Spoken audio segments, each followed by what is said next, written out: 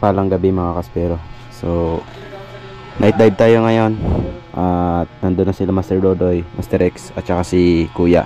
So, susunod ako. At yung mga gamit natin, ito pala yung gamit kong flashlight is Workhorse DL70. Napakalakas nito. And then isang maliit. Yung ginawa ko sa maliit mga kaspero is ilagyan ko siya ng nilalagay sa bulb ng ilaw. Ayan, nilagyan ko ng white para hindi masyadong masilaw. Pero pag malayo ang target natin isda, ito yung ginagamit ko, yung malakas.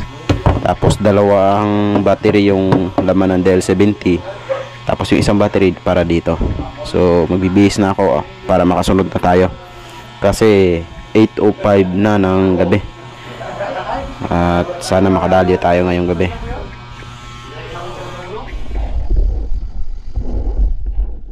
Nandito na tayo sa ilig-iligan mga kaspero. Si Kuya sa laot. So sila Master Dodoy nandun na, kaya susunod na tayo.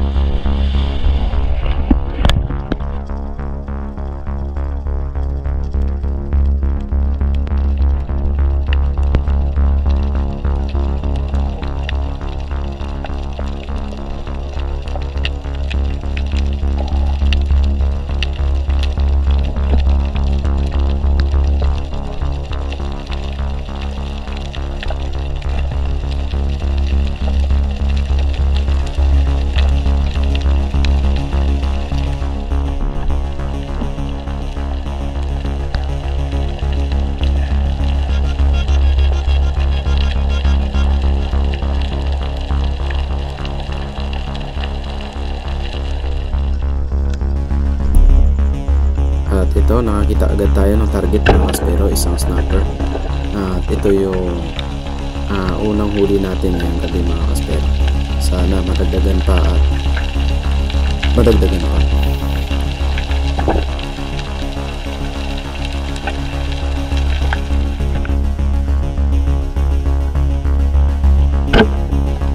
At ito nga, pagkailaw ko sa unahan, nakakita ako dito ng Oriental Sweet Lips. Kaya hindi na natin binigyan ng pagkakataon at pinana na natin. At ang ganda ng pagkatama natin, likod tagos sa ulo, kaya walang kawala. Ayan ang laki nito mga kaspero, 2 kilo mahigit. Kaya napakaswerte natin ngayong gabi nito.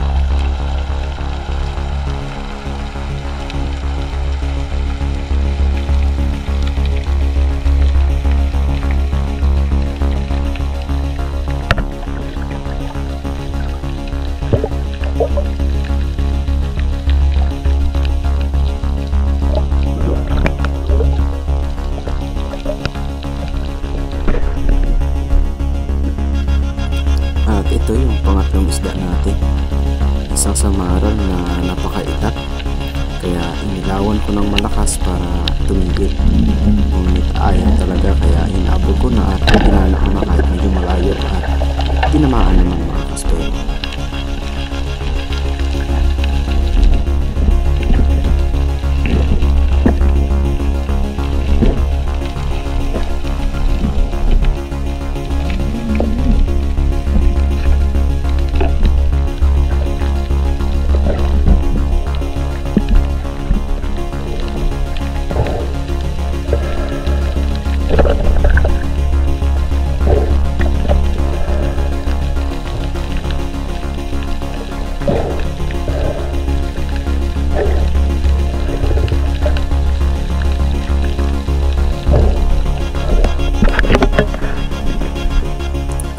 Ito yung nakita natin pagkasisig ko mga kaspero sa medyo malalim, isang giant trevally, sobrang itak. Ayun, kung mapapansin nyo, malayo yan mga kaspero, inilawan ko ng malakas. Ayaw talagang magpapahuli nitong giant trevally na ito, kaya inayaan natin.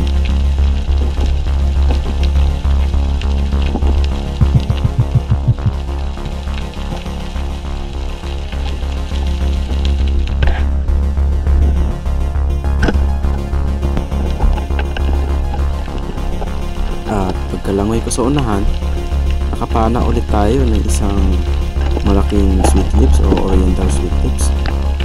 Yung pagkatama natin ay bandang likod sa taas at lumaki yung sugat, kaya ayan, tinusok-tusok ko ngunit hindi naman tinamaan. Buti nga lang hindi nakawala at nakuha natin.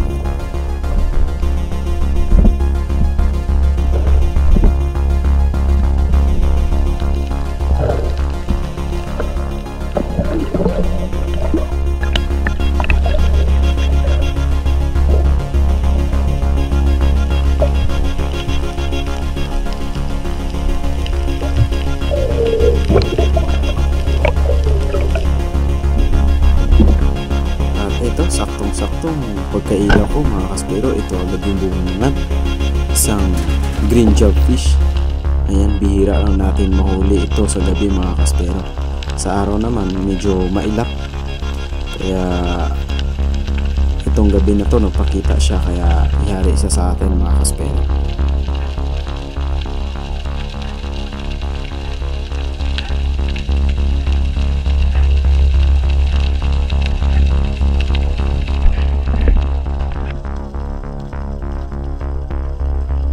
At pagdating natin sa unahan, may nakita na naman tayong isang sungayan or unicorn fish, at ang laki nito mga kaspero, kaya banatan na natin yan.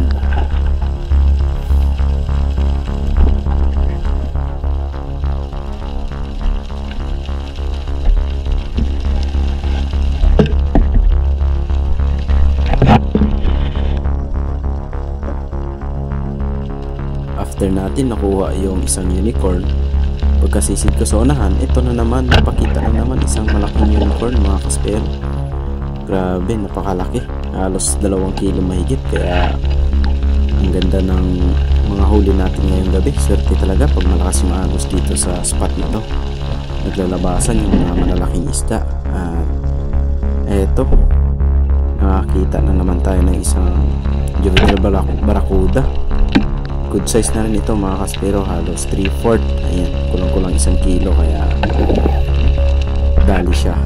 At pagkasisid ko sa unahan, eto, nagpakita ulit isang barracuda ulit mga kaspero, kaya tirahin na natin to. Sa araw marami tayong nakikita nito, halos hindi natin pinapana kasi nga malaki yung pana natin dala.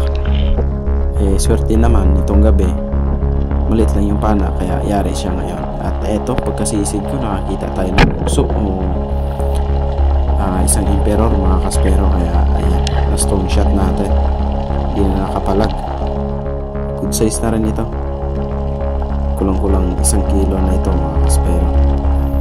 At habang nagpapahinga ako, pagkasisid ko, eto na naman isang emperor ulit mga kaspero, kaya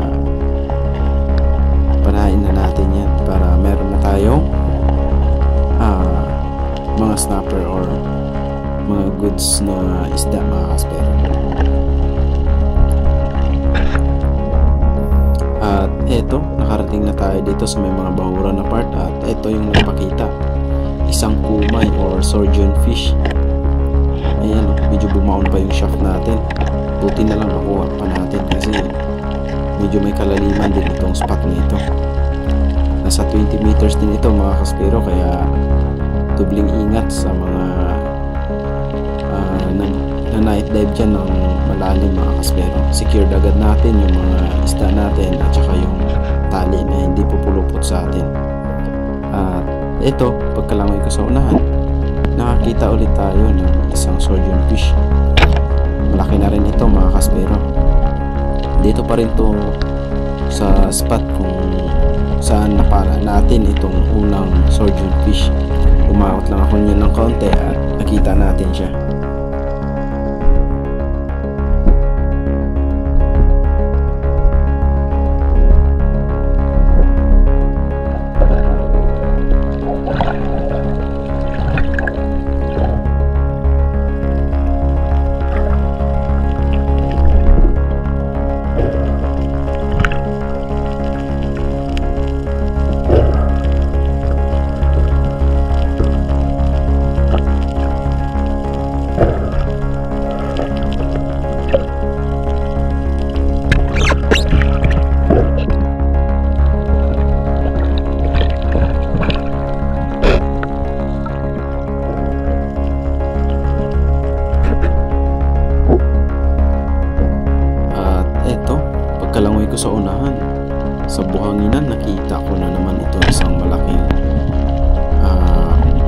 surgeon fish. Napakalaki nito mga kaspero. Umabot ito ng 2 kilo at 3/4. Grabe ang laki ng surgeon fish na ito. Ayan o, ang lapad. At ito na yung huling isda natin ngayong gabi mga kaspero. Isang malaking surgeon fish.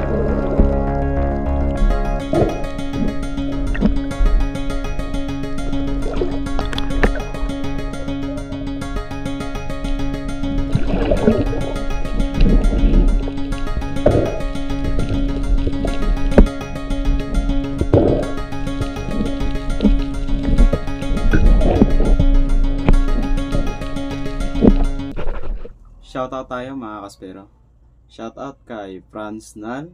Shoutout Papa DY Adventure 24 from Kogyo Antipolo. Shoutout po kay Hanilyn Laureano, silent viewer from Aklan. Shoutout Laureano family. Ayan, shoutout sa Laureano family. And then kay Prix Alternative 4201. Shoutout po. And then kay Ana David 6237 from Marikina City. Shout out po.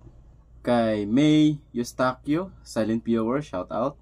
Kay Archie Boy TV Official 9767 from Kuwait. Shout out po. Kay Kazumpit TV 6624 watching from Jeddah. Yan, shout out po at mag-iingat po lagi kayo diyan sa Jeddah. Kay Joy Kiniri Magpantay from San Juan, Batangas. Shoutout po sa mga taga Batangas dyan. Ingat po kayo lagi. And then kay Deep City Spearfishing 7818 from Dipolog City. Yan, supportahan natin yung YouTube channel niya, Deep City Spearfishing.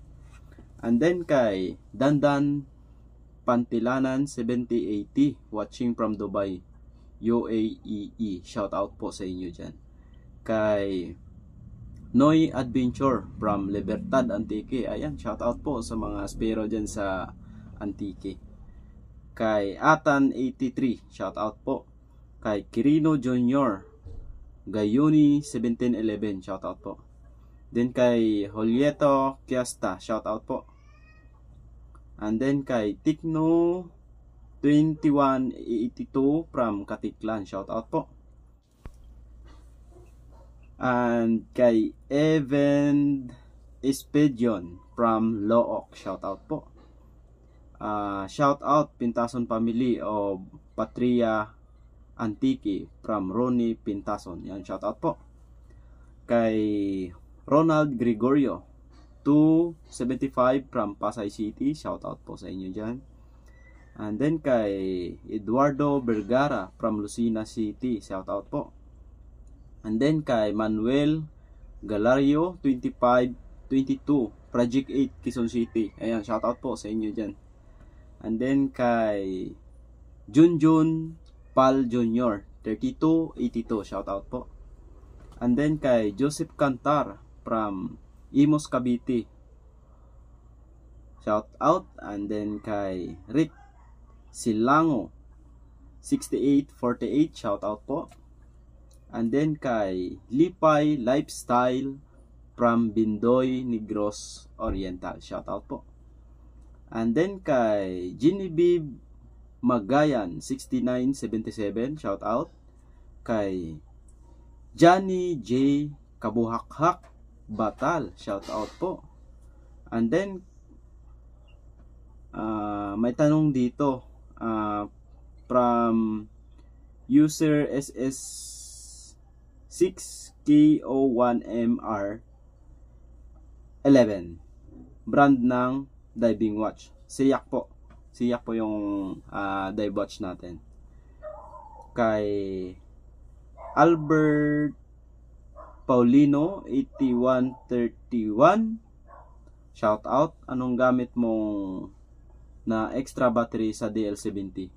So, yung gamit kong extra is litokala, 2 litokala. And of course, shout out din kay Dieter Suscano 2813, shout out po. anong magandang snorkel yung hindi nagpapag at hindi kamahalan.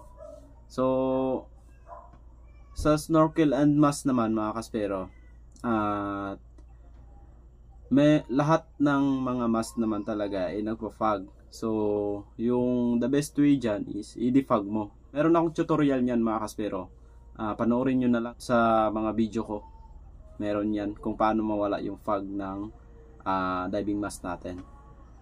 And then kay Dennis Bartola, shout out. Kay user LM6QES W from Ordaneta, Pangasinan, shout out po. Kay Rolly Bejok, shout out. And then kay Brian Magdasal, ayan, shout out. Kay Rustic Outdoors Man, ayan, shout out. And syempre Lowell Lopez, yan, shout out po sa inyo. And shout out din sa mga kasama natin dyan sa Batangas, si Bro Jeff, ayan, kay Bro Ryan, kay Bro Ashley, Bro Jojo, tsaka si Bro Ronald, Bro John Ray, shout out sa inyo dyan. And siyempre kay Bro Drew, shout out din. And din kay Bro Edgar, Bro Edwin, shout out sa inyo dyan. At kung nagda-dive pa naman kayo dyan, ingat po kayo lagi, dive safe.